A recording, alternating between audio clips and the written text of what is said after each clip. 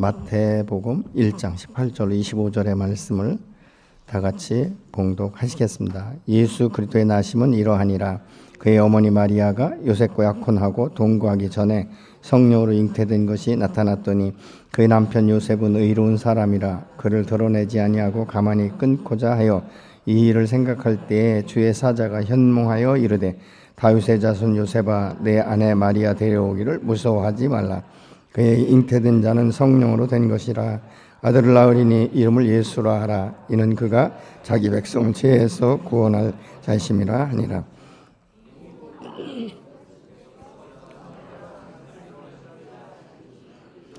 보라, 처녀가 잉태하여 아들을 낳을 것이요 그의 이름은 임마누엘이라 하리라 하셨으니 이를 번역한즉 하나님이 우리와 함께 계시다 함이라. 요셉이 잠에서 깨어 일어나 주의 사자의 분부대로 행하여 그의 아내를 데려왔으나 아들 낳기까지 동침하지 아니하더니 나음의 이름을 예수라 하니라. 아멘. 우리 성탄절 하면 대부분이 예수 그리스도의 탄생 이렇게 이야기하면 하늘의 천사들이 노래하고 땅에서는 이제 목자들이 찬양하는 기대하는 이런 것으로 이해하기가 참 쉽습니다. 근데 오늘 보면 마태복음에 보면 이런 말들이 전혀 없습니다. 그리고 오늘 18절에 보면 예수 그리스도의 나심은 바로 다윗의 자손으로 이렇게 연계되는 것들을 우리가 볼 수 있게 됩니다.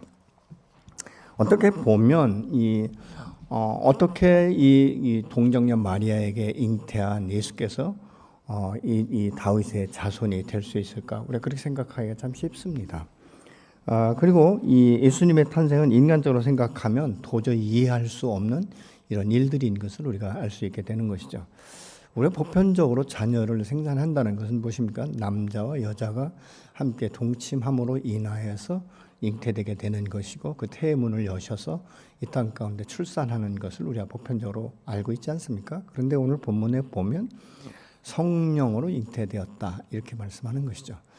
이것은 도저히 이해할 수 없는 일인데 성경에 보면 이해할 수 없는 일들이 사실 굉장히 많습니다. 예를 들어서 99세에 이 아들을 주시겠다라고 말씀하셨던 하나님께서 100세에 이삭이라는 기쁨의 이 선물을 주신 것을 생각해 보면 인간적으로 이해가 되십니까? 90이 넘은 이 사라의 몸에서 이 모든 태의 문이 닫혀 있는 상태에서 아들을 낳았다. 이해가 되지 않죠? 또 사무엘 같은 경우도 그렇지 않습니까? 한나가 기도하고 하나님께 서원했을 때 하나님께서 그 태의 문을 여셨다는 것은 굉장히 기적적인 일들이 많은 것이죠. 근데 그보다 더 큰 일이 무엇입니까? 남자하고 관계하지 않은 전혀 우리가 상상할 수 없는 이 성령을 통해서 동정녀 마리아가 임신했다. 이것은 인간적으로 보면 참 어떻게 보면 말도 안 된다. 이런 이제 이야기인 것을 우리가 알 수 있게 되는 것이죠. 당시 이 마리아는 요셉과 이 약혼한 사이였지만 결혼해서 함께 동거한 상태가 아니지 않습니까? 사실 성령으로 잉태되었다라고 본문 18절은 분명히 말씀하고 있는데 예수 그리스도의 나심은 이러하니라. 그의 어머니 마리아가 요셉과 약혼하고 동거하기 전에 성령으로 잉태된 것이 나타났다. 이렇게 말씀하고 있는데 이것은 나심이다. 이 말은 이 게네시스라는 단어인데 출생을 의미하고 있고 시작 또는 기원을 뜻하기도 합니다. 이것은 예수 그리스도의 탄생과 동시에 이 복음 안에서의 신앙 고백 사건인 것을 우리가 알 수 있고 또 예수님의 탄생은 그가 구세주이시면서 구원자이신 그리스도의 기원이며 시작이다. 우리가 그렇게 볼 수 있는 것입니다. 예수님의 탄생은 임마누엘, 그 목적이 그것 아니겠습니까? 예수님은 하나님의 아들로 성육신하기 위해서 동정녀 마리아에게 임하셔서 잉태케 하신 것이죠. 여호와 하나님께서 동정녀를 통해서 잉태케 하신 것은 다른 목적이 아니라 죄인인 우리를 구원하셔서 하나님의 자녀 삼으시고 하나님과 영원토록 함께 동행하기 원하시는 그 목적 때문에 이 성령으로 잉태하셨죠. 왜냐하면 우리가 오늘 본문에 보면 요셉은 의로운 사람이다 이렇게 말하고 있어요. 근데 세상 가운데 아무리 의로운 사람이라 할지라도 그 죄성을 피할 수는 없는 것이죠. 그렇기 때문에 아무리 죄성을 피할 수 없는 인간은 서로 관계에서 자녀를 낳는다 할지라도 동일하게 죄성을 가진 인간을 낳는다는 것입니다. 그렇기 때문에 로마서 3장 23절에 보면 모든 사람이 죄를 범하였다. 이렇게 분명하게 말씀을 하고 있지 않습니까? 그럼 이 죄성이라는 것을 우리가 어떻게 할 수 있는가? 우리가 자녀들을 양육하다 보면요. 어렸을 때 여러분 남의 것이 내 것이다. 내 것도 내 거고 남의 것도 내 거다. 이렇게 가르치는 부모는 하나도 없을 거예요. 근데 친구 집에 놀러 가면 자기 마음에 드는 어떤 장난감을 붙잡으면 아이들이 뭐라고 말하죠? 이거 내 거라고 말하지 않습니까? 아니야, 제 거야, 친구 거야 해도 엉터리 소리입니다. 부모의 말은 아주 가랑치도 않게 아주 떼를 쓰며 굴러가면서 내 것이라고 말하는 이런 모습을 보면 야, 참 가르쳐주지도 않았는데 어떻게 저렇게 욕심, 그 탐심, 이 탐욕 같은 것이 어렸을 적부터 있을까 이런 이제 생각을 하게 되지 않습니까? 그래서 때로는 아주 모진 부모들 만나면 정말 많이 맞지요. 근데 맞아도 다음에 가면 안 하나요? 아니에요. 어느덧 다 잊어버려가지고 동일하게 하는 이런 모습을 보는 것이죠. 이것을 보면서 우리가 생각할 수 있는 것은 죄성이다. 여러분께 성년이 되면 그런 마음 없습니까? 겉으로 표현 안 할 뿐이지 우리 마음 가운데도 저거 내가 가졌으면 좋겠다 이런 생각을 할 때가 있지 않습니까? 그 모든 것들의 근원이 무엇인가? 이 죄성에서부터 온다는 것이죠. 그러면 이 죄인은 아무리 노력한다 할지라도 스스로는 이 죄를 해결할 수 없기 때문에 하나님께서는 죄인인 우리를 구원하기 위해서 이 땅 가운데 성령으로 잉태하셔서 죄 없으신 성자 하나님께서 동정녀 마리아에게 잉태하신 것이죠. 그래서 성육신으로 이 땅 가운데 오시기 위해서 지금 이 요셉과 정혼한 사이에 마리아에게 성령으로 잉태된 것입니다. 문제는 마리아는 하나님의 음성을 들었어요. 그래서 내가 사내를 알지 못하는데 어떻게 임신할 수 있습니까? 이렇게 말할 때 여호와께서 말씀하시지 않습니까? 그때에 그 고백이 무엇입니까? 주여, 주의 계집종이니 주의 말씀대로 내게 이루어지이다라는 신앙 고백이 있었습니다. 그런데 요셉은 그것이 이해가 되지 않죠. 만약 마리아가 요셉에게 찾아와서 이 선후 좌우를 다 설명을 해서 이래서 내가 지금 태중에 임신이 되었습니다. 이렇게 말한다면 요셉이 이해가 되었을까요? 어쩌면 하나님께서 먼저 요셉에게 나타나셨다고는 모르지만 말입니다. 그래도 이 요셉은 생각해 볼 때 약혼녀가 자기와 관계에 상관없이 임신했다는 이 말을 들을 때 아마 가슴이 섬뜩했을 거예요. 그러면서 야, 내가 그렇게 안 봤는데 그래도 정결한 여인으로 보았고 내가 지금까지 신뢰했는데 왜 이런 일이 일어났을까?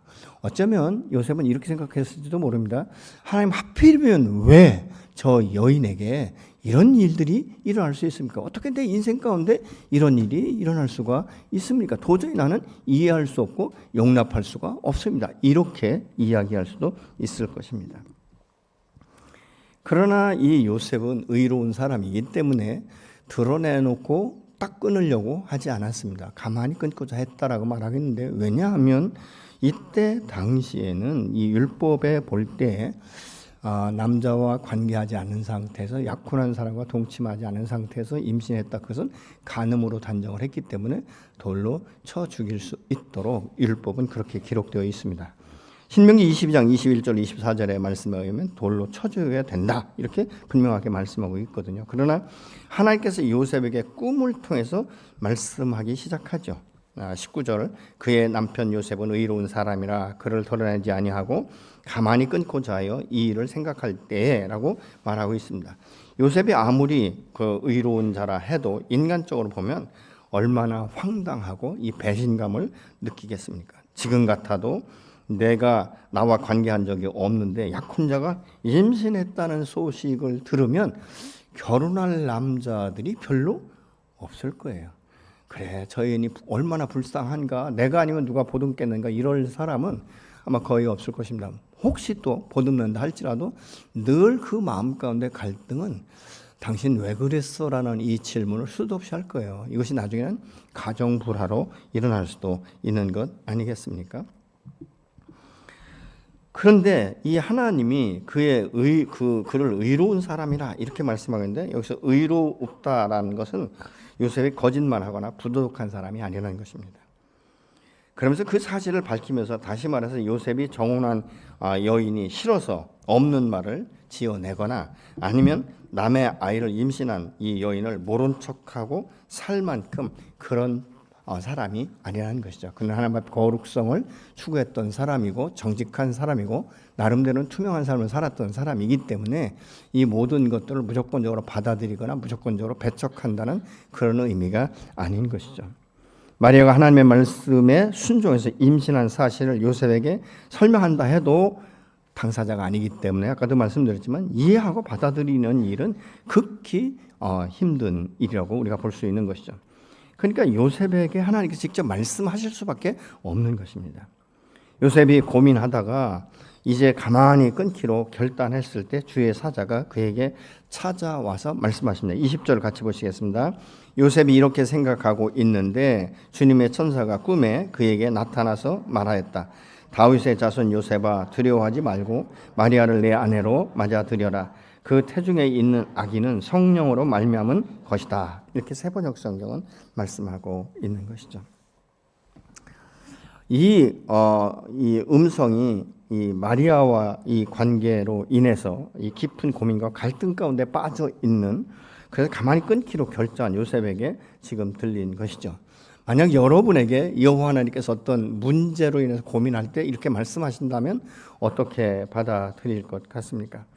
우리가 이 신앙생활을 할 때 때로는 자기의 경험, 어떤 지식, 어떤 이 생각, 이것에 의해서 너무 쉽게 결단하는 경우가 참 많습니다. 근데 성급하게 결단하고 나면 나중에 후회할 일이 종종 생기는 것들을 우리가 볼 수 있지 않습니까? 그렇기 때문에 하나님의 사람은, 하나님과 함께 동행하는 사람은 내 인생 가운데 어떤 큰 문제가 부딪히거나 어떤 산을 만난다든가 어떤 큰 또를 만날 때 이것 때문에 당황하거나 이것 때문에 인간적인 생각을 할 것이 아니라 잠시 멈춰 서서 이 일을 통해서 하나님께서 어떻게 말씀하시는가를 좀 이렇게 분별할 수 있고 기다릴 수 있는 이런 시간들이 저 여러분에 필요한 줄로 믿습니다.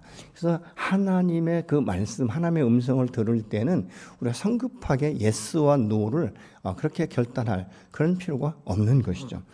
여러분과 이해할 수 없는 일들, 이 모순 같은 일들이요, 하나님 안에 참 많이 일어납니다.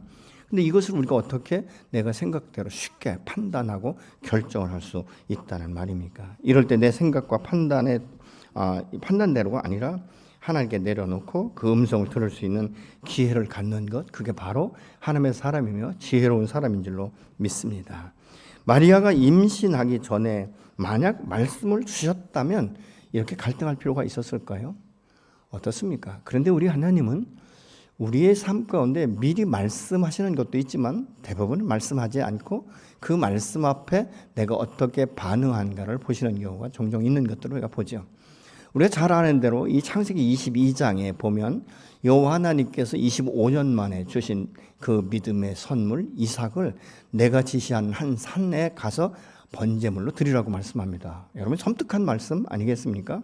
그런데 만약 여호와 하나님께서 그런데 아브라함아 너만 알고 있어. 그러면 가면 내가 그 번제단에 네 아들 이삭을 결박했을 때 양을 준비할 거야. 그러니까 걱정하지 마. 그랬으면 아브라함이 아무런 고민하지 않고 그 길을 가면서도 굉장히 기쁨으로 찬양하며 갔을 거예요. 근데 여러분 그 말씀을 안 하시지 않습니까? 아브라함이 순종을 했지만 그 길을 걷는 동안에 얼마나 많은 이 고뇌와 갈등과 그 마음 가운데 수없는 결단을 했을 것 같아요. 얼마나 때로는 하나님 앞에 원망하며 그 길을 갔을 거예요. 하나님 어떻게 25년 만에 준 이 아들을 이렇게 그냥 어떻게 그렇게 나한테 번제로 드리라고 하실 수가 있습니까? 차라리 내 목숨 가져가시죠. 아마 이런 수없는 갈등. 그러면서 또 한편으로는 무엇입니까? 25년 만에 하나님께서 기적적으로 내가 낳을 수 없는, 내 아내도 낳을 수 없는 정말 그 상태에서 기적적으로 주신 하나님께서 이 말씀을 하실 때는 뭔가 있지 않겠는가. 그래서 그 믿음으로 순종하기로 결정하는 이 순간에 얼마나 많은 이 갈등들을 떨쳐내는 이런 시간들이 있었겠습니까? 그게 바로 신앙인 거예요. 근데 아브라함이 그러면서도 믿음으로 말미암아 이 아들을 결박해서 놓고 이 칼로 이제 번제로 드리려고 할 때 하나님께서 급하게 그것을 막으시면서 이제 이 숲풀에 걸린 어린 양을 준비한 것을 보지 않습니까? 그래서 이 아브라함이 그때 경험한 것이 무엇이죠? 여호와의 일의 하나님을 경험한 것입니다. 여러분, 만약 여호와 하나님께서 먼저 말씀하셨다면 아브라함에게는 여호와 일의 하나님을 경험하지 못했을 거예요. 우리 인생 가운데 하나님 항상 어떤 문제를 주실 때는 그 다음에 문제를 풀어준다는 확신을 가지시는 저와 여러분이 되시기를 예수로 축원합니다. 여호와 일의 하나님을 경험하는 거예요. 여러분 생각해 보십시오. 야곱이 얼마나 잔머리를 잘 굴리고 그렇게 열심히고 열정적이어서 이 라반의 집에 빈몸으로 가지고 엄청난 거부가 되지 않습니까? 근데 야복강 나루에서는 어떻습니까? 형 에서가 쫓아온다는 이 말을 듣고 굉장히 두려움에 빠집니다. 그리고 자기의 그렇게 사랑하는 아내나 자식들을 다 띄워서 앞으로 줄 서서 보내고 자기의 모든 짐승의 떼를 다 보내고 홀로 앉아서 얼마나 많은 고심을 했겠습니까? 하나님 이게 무엇입니까? 내가 얼마나 죽을 똥 살 똥 없이 정말 밤낮 불철주야 없이 내가 열심히 노력해서 버는 이 재물과 이 자녀들과 그 가업을 어떻게 다 이렇게 내가 내려놓을 수밖에 없습니까? 하나님 해도 너무하십니다. 이런 아마 이 갈등이 있었을 거예요. 그러다가 이 하나님의 사랑과 씨름을 하지 않습니까? 밤새도록 씨름을 합니다. 여러분 이것을 놓치면 죽는다는 이런 아주 간절한 마음으로 야곱에 붙들고 씨름을 하지 않습니까? 그리고 나서 새벽 미명에 그의 환도를 치면서 이제 야곱을 이름을 이스라엘로 바꿔줍니다. 여러분 야곱이 이때 버린 것이 무엇입니까? 자기의 의, 자기의 생각, 자기의 잔머리 굴리는 이 모든 것들, 내가 그렇게 생명 걸고 했던 이 모든 것들이 죽음 앞엔 허사라는 것을 깨닫지 않습니까? 그러면서 그의 이름이 이스라엘로 바뀝니다. 만약 이 에서를 내가 마음을 돌려놨으니까 너 걱정하지 말고 가 이랬으면 야곱이 그렇게 밤새도록 씨름하지 않았을 것입니다. 여러분 우리의 문제가 때로는 이게 해결이 되지 않기 때문에 우리가 주님 앞에 나와 발버둥치며 밤을 맞새며 때로는 금식하며 기도하는 것 아니겠습니까? 그것을 통해서 무엇입니까? 역사하시는 하나님, 여호와 일의 하나님, 나와 함께 하시는 임마누엘의 하나님을 경험하게 되는 줄로 믿으시기 바랍니다. 여러분 그렇기 때문에 때로 우리 인생 가운데 역경과 고난과 때로는 이 기적 같은 일들은 기도 이해는 할 수 없는 것이죠. 그리고 성령의 도우심이 없이는 이것이 이루어질 수 없는 것들을 우리가 알게 되는 것입니다. 마리아가 임신하기 전에 말씀해 주셨다면 갈등할 필요도 없는 것이죠. 그러면 믿음의 순종이라고 우리가 말할 수 없는 것입니다. 하나님의 이런 인간의 생각이나 이해와 관계없이 진행되어 가고 있는 것입니다. 그 하나님은 오늘도 저와 여러분 안에 믿음의 역사를 바라보시고 나의 믿음을 때로는 테스트할 때가 있는 것입니다. 요셉에게 하나님은 계속적으로 말씀하시죠. 마리아가 성녀로 잉태하게 된 것은 자기 백성들을 죄에서 구원하기 위함이라고 분명한 목적을 말씀합니다. 21절에 아들을 낳으리니 이름을 예수로 하라. 이는 그가 자기 백성을 죄에서 구원할 자이심이라 하느니라. 여러분 세상 사람들이 제일 듣기 싫어하는 말 중에 하나가 뭐죠? 죄인이라는 것입니다. 우리가 전도할 때 당신은 죄인입니다. 예수 믿지 않으면 죽습니다. 그는 길이요 진리요 생명입니다. 이렇게 아무리 이야기를 해도 내가 왜 죄인이냐 이러면서 자기의 정당성을 주장합니다. 근데 우리가 보면요, 인간이 참 얼마나 이 나약한지를 볼 수 있어요. 내 주먹을 믿느니, 나를 믿느니, 돌을 믿느니 이렇게 말하고 있지만요, 그들 마음 속에는요 나름대로의 우상을 갖고 있는 거예요. 그래서 자기가 때로는 알지 못하는 이 신들도 믿지 않습니까? 그러나 그들은 이 세상 나그네 길에서는 그 힘을 의지하고 동행할 수 있을지는 모르지만 그의 결과는 무엇인가? 영원한 죽음, 사망의 길로 갈 수밖에 없는 것 아니겠습니까? 무엇입니까? 여호와와 동행하는 임마누엘의 하나님이 그들에게는 없는 것입니다. 여러분 성경은 모든 사람이 다 죄를 범하여서 하나님의 영광에 이르지 못하면서 그 죄의 대가는 사망이다 이렇게 말씀하고 있는데 로마서 6장 23절을 같이 보시겠습니다. 죄의 삭은 죽음이요 하나님의 선물은 우리 주 예수 그리스도 안에서 누리는 영원한 생명입니다. 아멘. 죄의 값은 사망이라는 거예요. 죽음이라는 거예요. 그러나 우리 주 예수 그리스도 안에서 누리는 것은 영원한 생명이다. 근데 이 사망의 길에서 영원한 생명의 길로 옮기기 위해서는 죄값을 누군가는 지불해야 되는데 죄성을 가진 인간으로는 도저히 지불할 수 없다는 것입니다. 그렇기 때문에 하나님께서는 성자 하나님, 천지를 창조하실 때 함께 하셨던 삼위일체 하나님 중에 한 분이신 예수 그리스도를 이 땅 가운데 오셨는데 육신으로 성육신 하셔야 되기 때문에 동정녀 마리아에게 임신하게 하신 것입니다. 이것은 하나님만이 하실 수 있는 일인 것이죠. 그렇기 때문에 하나님이 동정녀 마리아에게 성령으로 임신하게 하신 것은 하나님 앞에서는 모든 사람이 죄인이기 때문에 이 죄를 사하고 구원하기 위함이라고 분명한 목적을 요셉에게 말씀하고 있는 것이죠. 이 말씀을 듣고 그 요셉은 곧바로 마음 가운데 결정을 합니다. 자기가 가지고 있었던 의심, 갈등, 고민, 어떻게 해야 될까? 그리고 마리아와 우리가 끊는다 할지라도 앞으로 나의 인생은 어떻게 될 것인가? 이런 많은 이 갈등과 고민들을 이 여호와의 사자의 그 음성을 들으면서 정리하기 시작합니다. 여러분, 우리가 인생을 살아갈 때 이런 고민과 이 고통이 얼마나 많습니까? 때로는 밤을 새워가면서 갈등하고 고민하고 그렇게 고심을 해도 해결되지 않는 문제 때문에 얼굴이 마르고 몸이 마르고 몸에 질병이 온다 할지라도 이것을 감내해 나가기가 얼마나 힘듭니까? 그런데 여호와의 말씀을 들을 때 우리가 그 모든 문제들을 십자가 앞에 내려놓는 것 아니겠습니까? 수고하고 무거운 짐진 자들아 다 내게로 오라, 내가 너희를 쉬게 하리라고 말씀하신 그 십자가 앞에 내려놓을 수 있는 특권이 무엇입니까? 예수 그리스도 동정녀 마리아를 통해서 땅 가운데 오셨고 내 죄를 대신해 십자가에 죽으셨고 죽음으로 끝나지 않냐고 다시 부활하시고 승천하실 때 내가 이제 너희에게 성령으로 함께 하겠다라고 말씀하신 그 성령이 임재가 우리 안에 있기 때문 아니겠습니까? 그래서 22절로 23절은 이렇게 말씀합니다. 이 모든 일이 된 것은 주께서 선지자로 하신 말씀을 이루려 함이니 이르시되 보라 처녀가 잉태하여 아들을 낳을 것이요 그의 이름을 임마누엘이라 하리라 하셨으니 이를 번역한즉 하나님이 우리와 함께 계시다. 처녀가 잉태하여 아들을 낳을 것에 대해서 또 그 이름을 임마누엘이라 하라는 이 말씀은 일찍이 이사야 선지자를 통해서 우리에게 주신 말씀인 것입니다. 이사야 7장 14절을 같이 보시겠습니다. 그러므로 주께서 친히 징조를 너희에게 주실 것이라. 보라 처녀가 잉태하여 아들을 낳을 것이요 그의 이름을 임마누엘이라 하리라. 예수님은 우리를 죄에서 구원하실 뿐만 아니라 우리와 영원토록 함께 하십니다. 함께하기 위함이라고 말하고 있는 것이죠. 그래서 여기 말하는 임은 함께라는 뜻이고 만우는 우리와 엘은 하나님이라는 뜻입니다. 그렇기 때문에 하나님께서 우리와 함께 하십니다.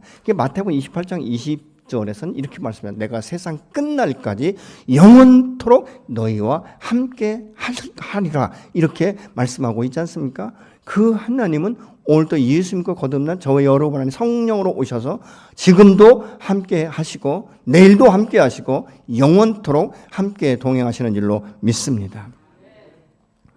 24절로 25절에 요셉이 잠에서 깨어 일어나 주의 사자의 분보대로 행하여 그의 아내를 데려왔으나 아들을 낳기까지 동침하지 아니하더니 나음의 이름을 예수라 하니라. 이 여호와의 사자가 꿈에 말한 대로 요셉은 다른 생각하지 않습니다. 그 아들을 예수라 했다라고 말하고 있죠. 예수는 무엇입니까? 예수 그리스도는 바로 구원자다라는 이런 의미를 가지고 있지 않습니까? 우리가 때로 하나님의 말씀을 듣고 순종할 때 즉시 하지 못하는 것은 무엇입니까? 잘 이해되지 않기 때문에, 내 현실과 부합하지 않기 때문에, 그래서 자꾸 미루기가 너무 쉬운 거예요. 하나님 아직 때가 아닙니다. 근데 그 때는 내가 생각하는 때가 아닌 거예요. 내가 계획하는 때가 아닌 것입니다. 그것은 하나님의 때요, 하나님의 계획의 완성을 이루는 시간인 줄로 믿으시기 바랍니다. 그렇기 때문에 하나님 말씀하시면 순종이 먼저인 거예요. 내 계산과 이런 것들이 먼저가 아니고요. 제가 예수 믿고 얼마 안 돼서 청년 때는요, 이 말 굉장히 많이 썼습니다. 또 특히 하나님께서 저를 사명자로 부르실 때 말씀을 주셨는데요. 얼마나 잘 도망 다녔는지 안 될 조건만 따지는 거예요. 뭐 해서 안 되고 돈도 없고 나를 위해서 기도해 줄 사람도 없고 공부한 지가 너무 오래됐고 나 돈도 빨리 벌어야 되고 아무도 나를 도와줄 사람이 없고 막 이런 안 될 조건을 계속 대면요. 말씀을 안 하시는 거예요. 근데 저녁에 기도만 하면 또 말씀으로 주시는 거예요. 그래서 기도할 수도 없고 안아줄 수도 없고 그때 당시엔 정말 미칠 것 같았어요. 나보고 어찌란 말인가. 내가 결혼도 안 한 상태고. 예. 그런데 어쩔 수 없이 2년 만에 제가 순종하기로 결정했을 때 조건적이었죠. 하나님의 시험 공부는 안 합니다. 근데 되면 하나님 뜻이고 안 되면 더 좋은 하나님 뜻입니다. 이렇게 결정을 했는데 저는 그 시험 보고 가지도 않았어요. 근데 그 신학교 다니는 그 교회 이제 그 형제들이 형님 혹시 시험 봤어요? 그래서 아니. 그랬더니 이상하네. 형님과 똑같은 이름이 있다는 거예요. 그래서 내가 속으로는 웃었지만 아마 아니라고. 얼마나 그렇게 제가 그랬는지 모릅니다. 근데 나중에 보면 그때 내가 순종하지 않았더라면, 그리고 저는 뭐 오리엔테이션 시간도 별로 안 가고 가능하면 좀 밀어보려고. 그래 어느 날 하나님이 말씀하시는 거예요. 야 신영아, 내가 오늘 내 생명을 취하면 내게 무슨 유익이 있겠냐. 그런데 제가 있던 사무실이 갑자기 암흑같이 아주 칠흑같이 어둠이 몰려와서 얼마나 제가 두려운지요. 바로 손들었습니다. 주님, 죽는 것보다 제가 가겠습니다. 그리고 나서 지금까지 한 번도 제가 후회해 본 적은 없어요. 왜냐하면 그때 제 환경으로 여건으로 보면 안 하는 것이 맞습니다. 왜냐하면 뭐 드높고 내줄 사람도 없고 여러 가지로 이런 환경으로 그랬습니다. 그런데 그때 순종하지 않았으면 어쩌면 지금까지도 순종하지 않고 계속 갈등했을지 몰라요. 여러분, 그래서 우리가 주님의 그 부르신 주님의 말씀은 오늘도 살아있고 오늘도 운동력 있고 역사님이 큰 것입니다. 다만 내가 믿을 것이냐 안 믿을 것이냐의 선택은 나에게 달려있는 것이죠. 여러분, 기적을 경험하기 원하십니까? 그러면 말씀하실 때 순종하시기 바랍니다. 순종해서 곧바로 뭐 눈앞에 일어나지 않아도 하나님은 내가 순종하는 순간부터 일을 하기 시작하세요. 하나님의 때가 되면 성취케 하시는 분이 바로 여호와 하나님이신 줄로 믿습니다. 이 요셉은 천사의 말을 듣고 마리아에 대한 부정적인 생각과 의심과 자기의 어떤 평판과 명예를 손상시킬 것이라는 이 두려움을 완전하게 잠재워 버린 것입니다. 천사들이 이 요셉에게 나타나기 전에 이 감정은 말할 수 없이 복잡하고 배신감도 있을 것이고 허망한 마음이 있었음에도 불구하고 천사의 말을 듣는 순간에 자기의 모든 것들을 내려놓고 믿음의 선택을 한 것이 지금까지 살아오면서 하나님을 믿는 믿음이 된 줄로 믿습니다. 그럼 우리의 믿음은 어떤 특별한 계기가 아니라 평소에 하나님과의 관계에 대한 결론이 되는 것이에요. 내가 평소에 하나님과 관계할 때 친밀한 관계이면 하나님 말씀하실 때 순종하기가 훨씬 쉽습니다. 근데 친밀한 관계가 아니면요, 이게 이해도 되지 않기 때문에 한 번도 내가 순종하고 싶지 않은 거예요. 저는 교회에서 어떤 때 직임을 맡길 때요, 자기 환경을 가지고 예스 노를 한 사람들을 보면요, 20년이 지난 지금도 동일하게 예스와 노는 그의 대답은 동일하게 노입니다. 여러분, 언제까지 그럴 수 있을 것 같습니까? 하나님은 말씀 앞에 순종하는 자들을 통해서 풀기 시작합니다. 이건 인간은 설명할 수 없어요. 인간은 이해할 수 없습니다. 왜 이렇게 하라고 하시는지 모릅니다. 왜 나에게 이런 말씀을 하실까? 모르죠. 이해가 되지 않습니다. 그러나 순종하면 하나님 그 말씀을 풀어주기 시작해요. 이해가 되기 시작해요. 사람을 붙이기 시작합니다. 내 육체의 질병이 치유되는 역사를 우리가 경험하게 되는 줄로 믿으시기 바랍니다. 물론 하나님은 따급할 때 정말 이 나면서부터 소경된 자를 치료하시고 또 베드로와 요한도 나면서부터 안진병이었던 그에게 내가 원하는 건 없지만 내게 있는 것을 내게 주려니 나사렛 예수 이름으로 일어나 걸으라고 할 때 즉시 일어난 것처럼 그런 기적도 일어납니다. 그러나 어떤 경우에는 이것이 점진적으로 풀어지면서 내가 이해가 되기 시작하고 아멘이 되어지기 시작하고 내 마음에 기쁨이 오고 행복이 오고 감사가 넘치는 것들을 우리가 경험하게 되는 줄로 믿으시기 바랍니다. 그래서 오랫동안 이것을 생각하는 거예요. 오늘날 우리는 내 죄를 사하시기 위해서 그 십자가에 달리시고 죽으시고 장사된 지 3일 만에 부활하시고 승천하시면서 우리에게 성령을 통해서 내가 너희와 세상 끝날까지 함께하리라는 이 하나님의 말씀, 임마누엘의 하나님이 오늘도 저와 여러분을 붙들고 계신 줄로 믿습니다. 강건케 하시고 새로운 꿈을 주시고 비전을 주시고 도전하게 하시고, 그래서 믿음의 사람은 나이하고 상관없는 거예요. 여러분, 나이 먹었다고 뭐 이 나이에 천만의 말씀입니다. 이 나이가 어떤데요? 여러분, 그렇기 때문에 나이 먹었다고 자꾸 뒷방으로 가려고 하지 마시고 도전하십시오. 하나님은 그 연세까지 여러분을 훈련시킨 거예요. 하나님은 그 나이가 되도록 여러분을 훈련시키고 연단시키신 것은 무엇입니까? 그 나이에 너를 통해서 내가 할 일이 있다라고 오늘 또 말씀하시는 것입니다. 그렇기 때문에 여러분, 믿음의 사람은 자꾸 세상적인 생각과 타협하지 마십시오. 죽는 날 죽는 것이죠. 죽는 날 죽는 거예요. 그렇지 않습니까? 내가 아무리 살고 싶어 발버둥 친다 할지라도 여러분, 그랬으면 진시황 죽지 않았을 거예요.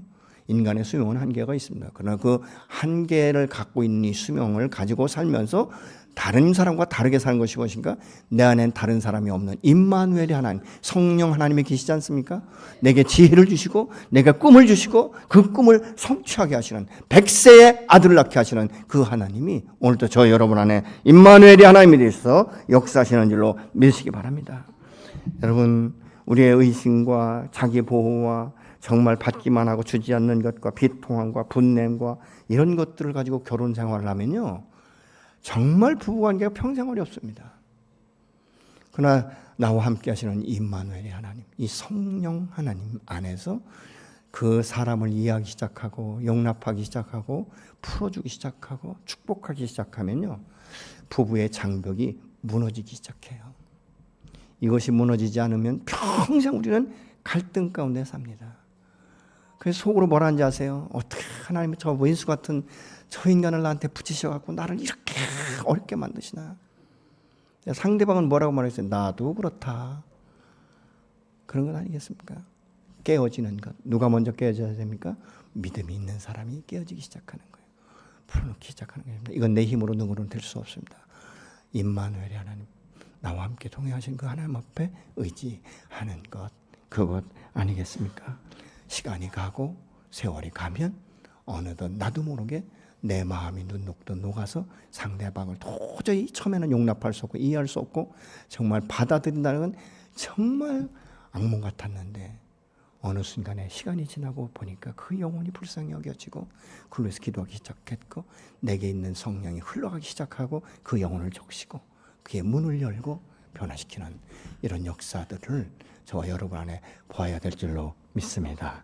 하나님은 오늘 또 순종하는 이 사람을 통해서 당신의 계획을 말씀하기 시작하세요.